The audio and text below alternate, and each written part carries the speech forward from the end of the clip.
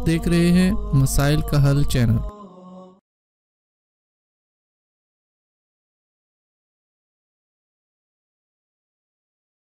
بسم اللہ الرحمن الرحیم، الحمدللہ رب العالمین، والصلاة والسلام علی سیدنا و حبیبنا محمد وعلی آلہ واصحابہ اجمعین۔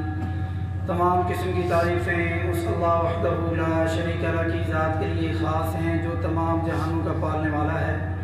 بے شمار لاتعداد انگنت درود و سلام پیارے نبی حضرت محمد رسول اللہ صلی اللہ علیہ وآلہ وسلم کی ذات مبارکہ پر ہوں۔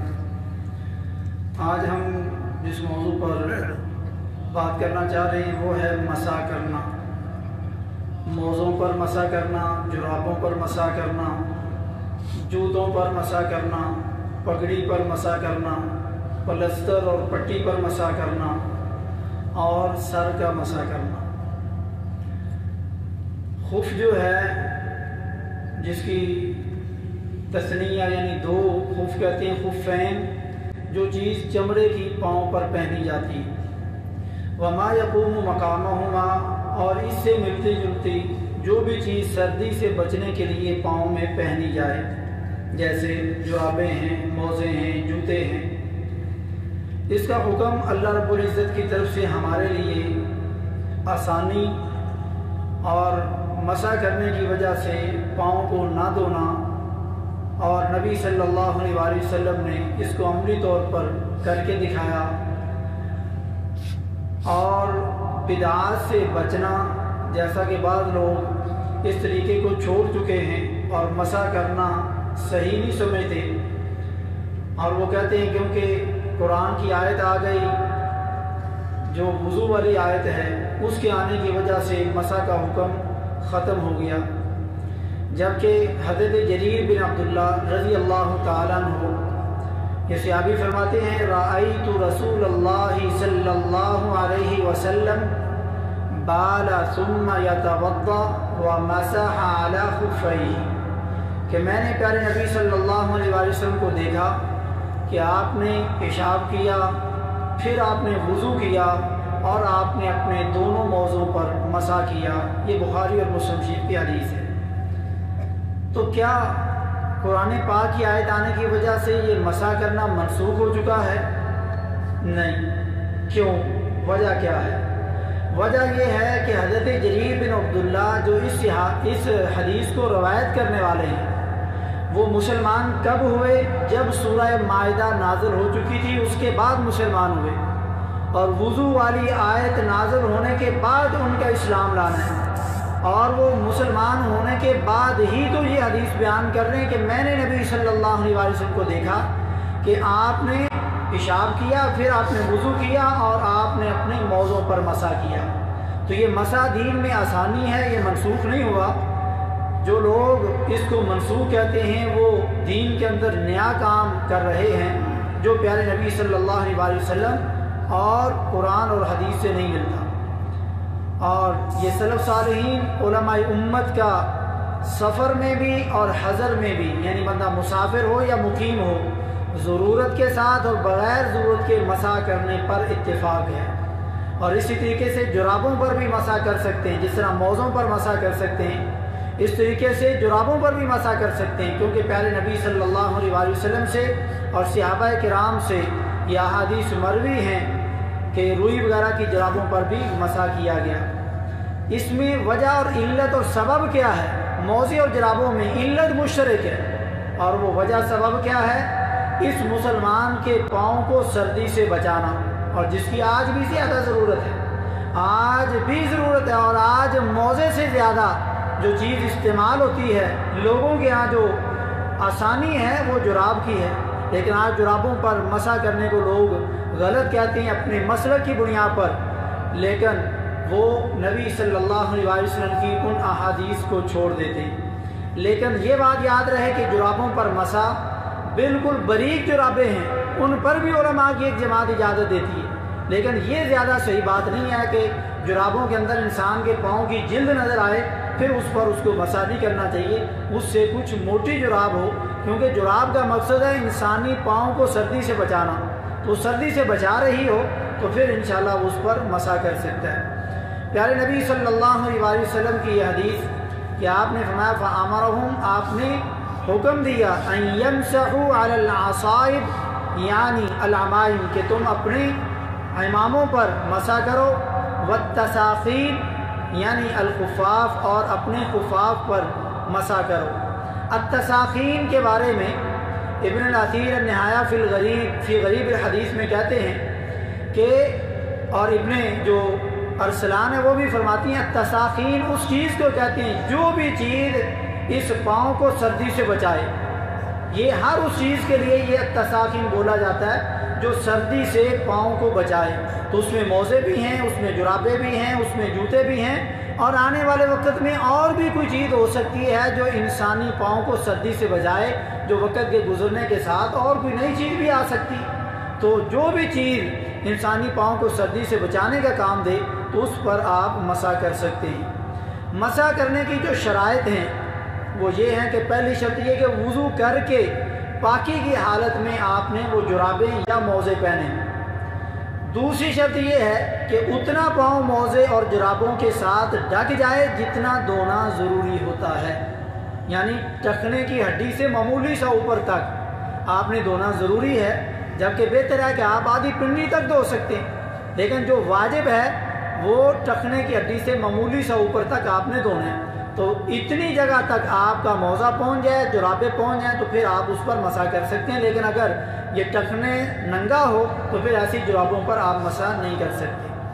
جائز اور حلال کمائی سے وہ جرابیں اور موزے ہوں، چوری والے موزے اور جرابیں نہ ہوں۔ پاک چیز کی جلد سے اور روئی سے وہ جرابیں یا موزے تیار کیے گئے ہوں، گدھے یا کتے کی جلد اور گدھے یا کتے کے بالوں سے وہ جرابیں یا موزے وغیرہ تیار نہ کیے گئے ہوں، یعنی پاک چیز کی جلد اور روئی وغیرہ سے تیار کیے گئے۔ اور پانچویں شرط یہ ہے کہ اس کے لیے ایک خاص مدت ہے۔ جو مقیم لوگ ہیں ان کے لیے پیارے نبی صلی اللہ علیہ وسلم نے ایک دن اور ایک رات کا جو ٹائم دیا، اور جو مسافر لوگ ہیں ان کے لیے آپ نے 3 دن اور 3 راتوں کا انتخاب کیا کہ وہ 3 دن اور 3 راتیں مسح کر سکتے ہیں۔ لیکن جو بندہ جنگی حالات میں، جنگ وغیرہ کی ضرورت میں ہے، مشکل میں ہے، ایسی جیسے جنگ کی ضرورت ہے، تو ایسے حالات میں ان کو 7 دن تک بھی مسح کرنے کی رخصت ہے۔ اور چھٹی جو شرط ہے مسح کرنے کی وہ یہ کہ یہ صرف چھوٹی ناپاکی میں آپ مسح کر سکتے ہیں، بڑی ناپاکی اگر لاحق ہو گئی، آگے بھی بات آئے گی، تو اس میں اس کا مسح ختم ہو جائے گا، کیونکہ اس میں غسل کرنے کے لیے اپنے جس طرح کپڑے اتارنے پڑتے ہیں اس طریقے سے اس نے اپنی جرابیں اور موزے بھی اتارے گا۔ تو یہ چھوٹی ناپاکی میں آپ مسح کر سکتے ہیں، بڑی ناپاکی میں مسح نہیں۔ بڑی ناپاکی ہو اور اگر پانی نہ مل رہا ہو تو تیمم کے مسائل ہم پچھلے ہفتے بیان کر چکے ہیں، تو وہ پھر تیمم میں آئے گا کہ آپ نے غسل اور وضو کی جگہ پر مٹی کے ساتھ تیمم کرنا ہے۔ لیکن اگر آپ نے مسح کرنا ہے تو اسے چھوٹی ناپاکی پر ہوگا، بڑی ناپاکی کے لیے آپ کو غسل کے ساتھ پاؤں کو بھی دھونا پڑے گا۔ اب مسح کب سے کرنا ہے، 1 دن اور 1 رات یا 3 دن اور 3 رات کی مدت کیا ہے؟ انسان نے وضو کر کے جرابیں پہن لی یا موزے پہن لیے، جب وضو ٹوٹے گا، بعض علماء کہتے ہیں کہ اس وقت سے اس کا 1 دن اور 1 رات شمار ہوگا۔ یہ کئی علماء اس طرف گئے ہیں، لیکن یہ زیادہ صحیح بات نہیں ہے، بلکہ صحیح بات کیا ہے کہ جب وہ وضو خراب ہونے کے بعد دوبارہ وضو کرے گا، دوبارہ جب مسح کرے گا، اس وقت سے اس کا ٹائم شروع ہوگا۔ مثال کے طور پر ایک بھائی نے مغرب کی نماز کے وقت وضو کیا اور نماز کے بعد وضو کی حالت میں اس نے جرابیں پہن لیں، اس کے بعد اس نے عشاء کے ٹائم پر اس کا وضو خراب ہو گیا، یا عشاء کی نماز بھی پڑھ لی، عشاء کی نماز کے بعد اس کا وضو خراب ہو گیا۔ کئی علماء کہتے ہیں کہ اس کا ٹائم ابھی سے شروع ہو گیا، کل رات 24 گھنٹے یعنی 1 دن 1 رات تک اس کا ٹائم مسح کا یہ ہے جب سے اس کا وضو خراب ہوا ہے، لیکن اس کی کوئی دلیل نہیں۔ لیکن جب وہ مسح کرے گا، جب اس کو وضو کی ضرورت پڑی، اگر عشاء سے پہلے خراب ہوتا تو عشاء ٹائم اس نے وضو کرنا تھا، وضو میں جو اس نے مسح کیا اس ٹائم سے اگلے دن اسی ٹائم تک وہ مسح کر سکتا ہے۔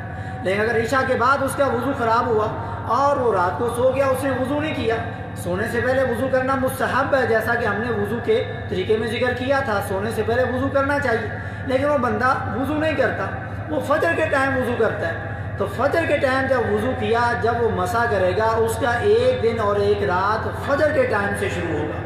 ایسے ہی جو 3 دن والا بندہ ہے جو مسافر ہے، اس میں بھی جب وہ مسح کرے گا، وضو خراب ہونے پر مسح کا ٹائم شروع نہیں ہوگا، بلکہ کب مسح کا ٹائم شروع ہوگا؟ جب وہ اگلے وضو میں مسح کرے گا۔ اب کئی اس حوالے سے مسائل ہیں۔ اگر مسح کی مدت ختم ہو گئی تو وضو اگر باقی ہے تو وہ خراب نہیں ہوگا، وہ نماز پڑھ سکتا ہے۔ مثلا 1 دن 1 رات پوری ہو گئی، عشاء ٹائم اس نے مسح کر لیا تھا، اگلے دن عشاء ٹائم تک وہ مسح کر سکتا ہے، لیکن عشاء ٹائم اس کا وضو باقی ہے، وضو خراب نہیں ہوا تو وہ عشاء کے بعد تک جب تک وہ عبادت کرنا چاہے کر سکتا ہے، لیکن دوبارہ وضو کی ضرورت پڑے گی تو وہ مسح نہیں کر سکتا، یعنی وضو اس کا باقی رہے گا مسح کی مدت ختم ہونے کے بعد بھی، لیکن جب اس کی دوبارہ وضو کی ضرورت پڑے گی تو وہ جرابوں پر مسح نہیں کر سکتا، لیکن مسح کی مدت ختم ہونے کے بعد جو اس کا وضو باقی ہے اس میں وہ عبادات کر سکتا ہے۔ دوسری بات، اگر وضو ہے اور موزے یا جرابیں اتار دے تو کیا وہ وضو خراب ہو جائے گا؟ نہیں، وضو اس کا باقی رہے گا، لیکن جرابیں یا موزے اتارنے کی وجہ سے اب دوبارہ وہ مسح نہیں کر سکتا، یعنی وضو کے حالت میں وہ سمجھے میں موزے دوبارہ پہن لوں، جرابیں دوبارہ پہن لوں اور اگلے وضو میں مسح کر لوں گا، نہیں، اب اس کو دوبارہ سے اگلے جب وضو کرے گا، وضو کر کے پاؤں دھو کر کے اس کے بعد وہ دوبارہ مسح کر سکتا ہے، لیکن وضو کی حالت میں جرابیں یا موزے اتار دیں اس کا مسح کرنے کا جو سہولت ہے وہ ختم ہو گئی۔ تیسری چیز، جس نے وضو کر کے جراب پہن لی اور وہ مقیم تھا، اپنے گھر اور علاقے میں تھا، پھر وہ سفر پر نکل پڑا اور سفر میں جب وضو خراب ہوا، وضو خراب ہونے کے بعد اس نے جو مسح کیا اس مسح سے اس کے 3 دن اور 3 راتیں شمار ہوں۔ چوتھی چیز، جس نے وضو کر کے جرابیں پہن لی یا موزے پہن لی اور مقیم ہی تھا کہ اس کا وضو خراب ہو گیا، اپنے گھر میں ہی اپنی کمپنی کے اندر ہی اس کا وضو خراب ہو گیا، ابھی سفر شروع نہیں کیا، مگر اس نے وضو سفر شروع کرنے کے بعد کیا، یعنی سفر شروع کیا، وضو اس کا خراب کمپنی میں ہی اپنے گھر میں ہی ہو گیا، لیکن اس نے وضو نہیں کیا، ضرورت نہیں پڑی، ضرورت اس کو پڑی سفر شروع کرنے کے بعد، تو جب وہ وضو کرے گا اور مسح کرے گا اس وقت سے اس کے 3 دن اور 3 راتیں اس کو سہولت ملے گی ایک ساتھ مسح کرنے۔ 5ویں چیز، جس نے وضو کر کے جرابیں پہن لی اور ناپاکی لاحق ہو گئی اور وضو اور مسح کر لیا جبکہ وہ مقیم تھا، اپنے گھر میں اس نے ناپاکی ہوئی، وضو اور مسح کر لیا، پھر سفر شروع کیا، تو جو مسح اس نے اپنے گھر میں کیا تھا ادھر سے اس کے 3 دن اور 3 راتیں شمار ہو گئی۔ 6ٹھی چیز، اگر مسح کیا اور مسافر تھا اور اس نے 3 دن اور 3 راتیں اس کو رخصت ہے، لیکن وہ 1.5 دن کے اندر ہی واپس آ گیا یا وہ کہیں پر ٹھہر گیا، مقیم ہو گیا، اب کیا کرے گا؟ اب اس کی جو سفر کی اس کو سہولت تھی وہ ختم ہو گئی، اب وہ مقیم ہے تو مقیم کی حالت میں وہ 1 دن 1 رات تک مقیم ہونے کی وجہ سے مسح کر سکتا ہے، لیکن جو سفر کی 3 دن اور 3 راتوں کی رخصت تھی وہ سفر ختم ہونے کی وجہ سے جو 3 دن سے پہلے اس نے ختم کر لیا وہ ختم ہو گیا۔ 7ویں چیز، اگر بندے نے سر پر مہندی لگائی تو وہ اس پر مسح کر سکتا ہے، اگر عورت نے مہندی لگائی سر پر اور اوپر دوپٹہ لے لیا تو وہ اس دوپٹے پر مہندی کی صورت میں مسح کر سکتی ہے۔ اور مسح کا جواز یہ جیسا کہ ہم نے پہلے ذکر کیا یہ وضو کے ساتھ خاص ہے، غسل کے ساتھ خاص نہیں۔ اب مسح کرنا کیسے ہے اور مسح کب باطل ہوگا؟ مسح کرنے کا طریقہ یہ ہے کہ آپ اپنے ہاتھوں کی 5 انگلیاں دائیں ہاتھ کی اور بائیں ہاتھ کی انگلیاں آپ نے تر کر لی، دھو لی، اور انگلیاں آپ کی انگلیوں سے پانی نکل گیا، آپ اپنے پاؤں کی انگلیوں پر اپنے ایسے انگلیاں رکھیں اور اس کو لے کر کے جہاں تک آپ کا گھٹنا پنڈلی شروع ہو رہی وہاں تک آپ اپنی انگلیوں کو یہاں پر پاؤں کے اوپر والے حصے میں پھیریں، یہ آپ کا مسح ہے۔ تو یہ آپ نے پہلے دائیں پاؤں پر مسح کرنا ہے پھر بائیں پاؤں پر کرنا ہے، لیکن اگر آپ دونوں ہاتھوں سے ایک ساتھ بھی دونوں پاؤں کا مسح کر لیتے ہیں تو یہ جائز ہے۔ نیچے اور ایڑیوں پر مسح کرنا یا نیچے مسح کرنا یہ جائز نہیں ہے۔ حضرت علی رضی اللہ تعالیٰ عنہ کا فرمان ہے جو ابو داؤد شریف کی حدیث میں ہے، آپ فرماتے ہیں کہ عقل تو یہ کہتی ہے کہ مسح اصل میں نیچے سے ہونا چاہیے، کیونکہ چلنے کی وجہ سے موزے اور جرابے نیچے سے گندے ہو سکتے ہیں، تو مسح تو عقل کے لحاظ سے نیچے سے ہونا چاہیے، لیکن دین نیچے سے نہیں بلکہ دین اوپر سے مسح کرنے کا حکم دیتا ہے۔ تو دین عقل کے ساتھ خاص نہیں ہے، آپ عقل کے ساتھ دین کو سمجھیں لیکن اپنی عقل کے ساتھ مسئلہ نہ بنائیں. جیسا کہ بعض لوگ آج ایسا کہتے ہیں کہ یہ حدیث تو عقل کے خلاف ہے، ہم اس کو نہیں مانتے، تو وہ اپنی عقل کو حدیث پر زیادہ ترجیح دے رہا ہے، اور ایسے لوگ دین کے اندر خرابی کا باعث ہے. تو یہ مسح اوپر سے ہے، نیچے سے یا ایڑیوں کا مسح کرنا یہ صحیح نہیں ہے. اب مسح باطل کب ہوگا، کب خراب ہوگا؟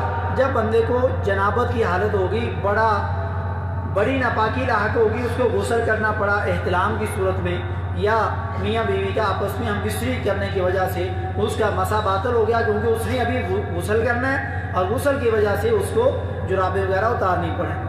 موزیں اور جرابیں اگر اس نے اتار دی تب بھی مسح خراب ہو گیا، دونوں اتار دی تب بھی خراب ہو گیا، اگر ایک جراب اتار دی تب بھی خراب ہو گیا. جو مدت تھی وہ مدت ختم ہو گئی. مقیم تھا تو ایک دن ایک رات کی مدت تھی، ختم ہوگی تو مسح نہیں کر سکتا، مسح خراب ہو گیا. اگر وہ مسافر تھا تو 3 دن اور 3 رات اس کی جو مدت تھی ختم ہوگی تو اس کا مسح خراب ہو گیا. جو پاؤں کا حصہ دھونا ضروری تھا وہ ننگا ہو گیا، تو ننگا ہونے کی وجہ سے بھی اس کا مسح خراب ہو گیا. اب ہے انسان کو بیماری کی وجہ سے پٹی لگی زخم پر، یا اللہ نہ کرے ٹانگ وغیرہ یا پاؤں یا ٹخنا ٹوٹنے کی وجہ سے پلستر لگ گیا ہے، تو اس حالت میں وہ کیسے مسح کرے گا اور کیا طریقہ اس کا؟ اگر وہ پٹی یا پلستر کھل گیا ہے تو کیا اس کا مسح کرنا ختم ہو جائے گا؟ نہیں، کیونکہ یہ اس کا عذر خاص ہے. اس کا زخم ٹھیک نہیں ہوا، اس کا پلستر چینج کرنے کے لیے اتارا ہے، وہ دھو نہیں سکتا، دھونے سے اس کا زخم بڑھ سکتا ہے، بیماری بڑھ سکتی ہے، تو دوبارہ پلستر کرے گا اور دوبارہ وہ پٹی کرے گا، تو پٹی دوبارہ کرنے کی وجہ سے مسح خراب نہیں ہوا. البتہ وہ اس میں عبادت کر سکتا ہے، جب دوبارہ وہ وضو کرے تو اس پر وہ مسح کرے. پٹی پر بھی اور باقی جگہوں کی طرح ایک ہی بار مسح کریں گے، 3 بار نہ پاؤں پہ مسح کرنا ہے نہ پٹی اور پلستر پہ 3 بار مسح نہیں کرنا وضو کی طرح. جیسے وضو کے اعضاء 3 بار دھوتے ہیں، لیکن مسح کرنے میں ایک ہی بار مسح کرنا ہے. اور تیمم کا طریقہ جو پچھلے ہفتے ہم نے ذکر کیا، تیمم بھی ایک ہی بار کرنا ہے، چہرے پر ایک ہی بار ہاتھ پھیرنا ہے، اور دائیں ہاتھ کی پشت پر ایک بار، اور ایسے ہی بائیں ہاتھ کی پشت پر ایک بار. کونیوں پر اور پاؤں پر کوئی تیمم نہیں ہے. تیسری چیز یہ، پٹی پر مسح کی جو مدت ہے وہ خاص نہیں ہے، کوئی وقت نہیں ہے اس کا. جب تک اس کا بیماری رہے گی، اس کا زخم رہے گا، تب تک وہ پٹی پر اور پلستر پر مسح کر سکتا ہے. لیکن جرابوں پر، موزوں پر وقت محدد ہے، جیسا کہ آپ نے ابھی سنا، 1 دن 1 رات مقیم کے لیے اور مسافر کے لیے 3 دن اور 3 رات. پٹی پر مسح جو ہے یہ چھوٹی ناپاکی اور بڑی ناپاکی دونوں صورتوں میں کرے گا. مثلا بندے کا پلستر لگا ہے، اس کو احتلام ہو گیا، اس نے غسل کرنا ہے، لیکن پلستر والی جگہ کو وہ نہیں دھوئے گا کیونکہ اس کا زخم خراب ہو سکتا ہے، تو وہ اس پر مسح کرے گا. یعنی پٹی اور پلستر کی صورت میں وہ بڑی ناپاکی بھی اور چھوٹی ناپاکی دونوں صورتوں میں مسح کرے گا. پٹی کے لیے شرط نہیں ہے کہ وہ طہارت میں باندھی گئی ہو، مگر موزوں اور جرابوں کے لیے شرط ہے کہ وہ وضو کر کے اس نے جرابیں اور موزے پہنے ہوں. لیکن پٹی اور پلستر اس کے لیے ضروری نہیں کہ وہ وضو کی حالت میں تھا یا ناپاکی کی حالت میں تھا، جس حالت میں بھی باندھ لیا ہے اس کے بعد وہ اس پر مسح کرے گا. جتنی جگہ پر زخم ہو اسی جگہ پر پٹی باندھ کر مسح کرے. لیکن اگر پٹی والی جگہ کو وضو والے حصے یا کسی اور جگہ آسانی اور سہولت کے لیے باندھا ہے، مثلا زخم ادھر ہے، اس جگہ پر مثال کے طور پر زخم ہے، پٹی کر کے اس کو انگوٹھے کے ساتھ باندھا ہے کہ پٹی مثلا اترے نہ یہ اس حصے میں، یا اس کو اس طریقے سے نیچے تک پٹی لے کے گئے، اب نیچے زخم نہیں ہے تو یہ بھی اسی حکم میں ہے. اس پر بھی وہ اس حصے پر بھی مسح کرے گا جس پر اس کا زخم نہیں ہے لیکن وہ زخم کی وجہ سے وہاں پر پٹی باندھی گئی. یہ علامہ ابن عثیمین رحمہ اللہ کا اس بارے میں یہ فتویٰ ہے. اب اگلی بات 1 منٹ کی بات باقی ہے یا 2 منٹ کی. امامہ پر، پگڑی پر مسح کرنا. پگڑی پر وہ مسح کیسے کرے گا؟ اور پگڑی پر مسح کرنے کی پہلی ضرورت یہ ہے، پہلا طریقہ یہ ہے کہ وہ پگڑی پورے سر پر جتنے بال ہوتے ہیں اس پر اس طریقے سے باندھی گئی ہو. اور پگڑی کا بھی مطلب یہ ہوتا تھا کہ سردی سے اپنے سر کو بچانا. تو پیارے نبی صلی اللہ علیہ وسلم نے پگڑی پر مسح کیا، یعنی پورے سر پر پگڑی ہو. ایسی پگڑی نہ ہو جیسا کہ آج کل چل رہی کہ اوپر والے حصے میں اتنی پگڑی ہے، یا ایک خاص طرح کی پگڑی چلی ہے، نیچے وہ ایک خاص قسم کی ٹوپی ہے کڑائی والی، اس کے سائڈوں میں پگڑی باندھی. اور یہ لوگ آج کل مسجدوں کے اندر ناچتے ہیں، نعوذ باللہ. یہ کرنٹ پیر صاحب ہیں، یہ فلانے پیر صاحب ہیں، وہ ہاتھ لگاتے ہیں، یہ قلبی ذکر ہو رہا ہے، یہ فلانا ذکر ہو رہا ہے، اور مسجدوں کے اندر ناچتے ہیں، پورے سارے لوگ ناچ رہے ہیں۔ میرے بھائیو، یہ مسجد ہے، اللہ کا گھر ہے، یہ دین ہے، یہ کون سا طریقہ ہے ناچنے والا؟ اگر کسی سے پوچھیں بھائی جان آپ نے پگڑی باندھی، آپ اسی گروپ سے جو مسجدوں میں ناچتے ہیں، تو وہ غصہ بھی ہو جاتے ہیں۔ کیا یہ ناچنا دین ہے؟ تو ایسی پگڑی کو سنت کہنا غلط ہے، کیونکہ وہ نہ تو سنت سمجھ کے پورے سر پر باندھی گئی اور نہ ہی سنت والی اس کے اندر کوئی چیز پائی جاتی۔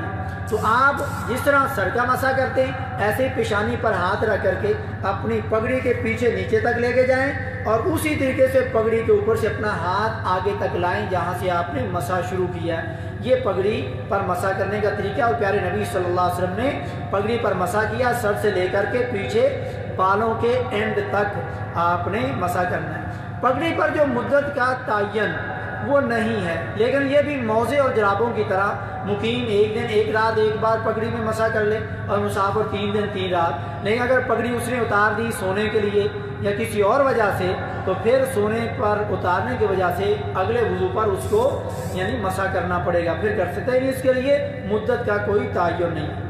جوتوں پر مسح کرنا، کیا جوتوں پر بھی مسح کیا جا سکتا ہے؟ جی، جوتوں پر بھی مسح کیا جا سکتا ہے، پیارے نبی صلی اللہ علیہ وسلم کی حدیث ہے۔ تو آپ جوتے بھی اگر جتنا پاؤں آپ دھوتے ہیں اتنے اونچے جوتے ہیں جو ٹخنے سے اوپر تک وہ ٹخنا ڈھانکے ہوئے ہوں، اور جب آپ نے جوتے بند کیے اس میں کوئی چیز پاؤں کے دھونے والی خالی نہیں رہتی، تو آپ جوتے پر بھی مسح کر سکتے ہیں۔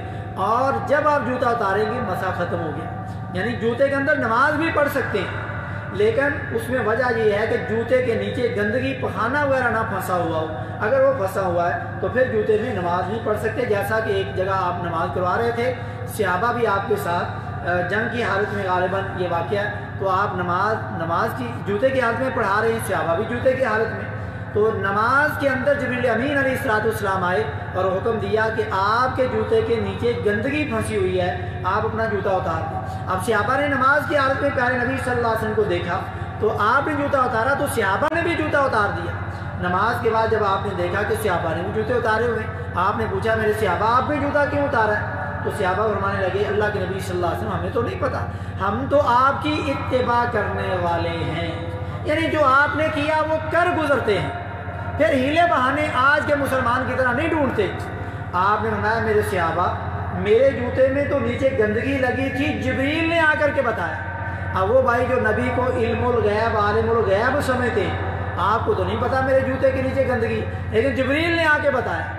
تو جب جبریل بتاتا ہے کوئی دین کی بات تب نبی کو پتہ چلتا ہے، جب اللہ کا حکم آئے تب نبی کو پتہ چلتا ہے۔ تو آپ نے کہا مجھے تو جبریل نے بتایا ہے اس لیے میں نے جوتا اتارا، آپ نے کیوں اتارے؟ صحابہ میں ہم نے آپ کی اتباع کی۔ تو جوتے میں نماز ہو سکتی ہے، جائز ہے، لیکن کلین والی مسجد میں جوتا لے کے جانا صحیح نہیں ہے، کیونکہ مٹی لگی ہے وہ کلین میں آئے گی تو مسجد میں صفائی کا انتظام خراب ہوگا۔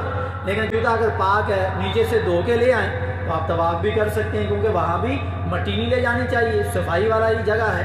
تو اگر جوتا پاک ہے نیچے مٹی وغیرہ نہیں لگی یا دھو کے آپ لے جائیں مسجد کے اندر، آپ اس میں نماز پڑھ سکتے ہیں۔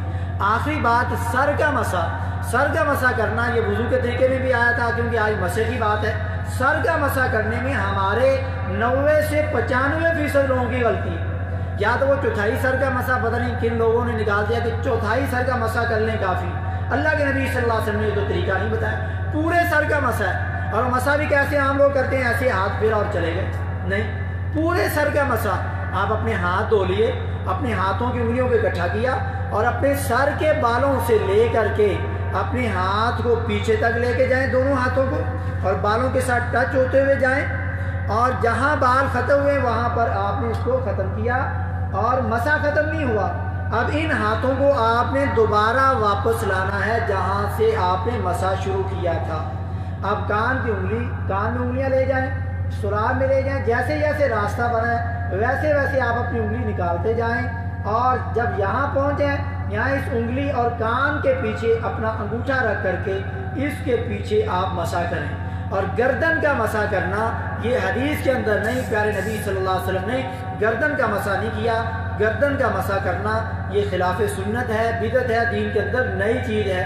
جب آپ سر کا مسح سنت کے مطابق کریں گے، صرف چوتھائی سر کا مسح نہیں کریں گے، تو آپ کا سر کا بھی مسح ہو گیا، کانوں کا بھی مسا ہو گیا۔ اللہ رب العزت ہمیں یہ مسائل سمجھنے کی توفیق نصیب فرمائے۔ وما توفیقی الا باللہ۔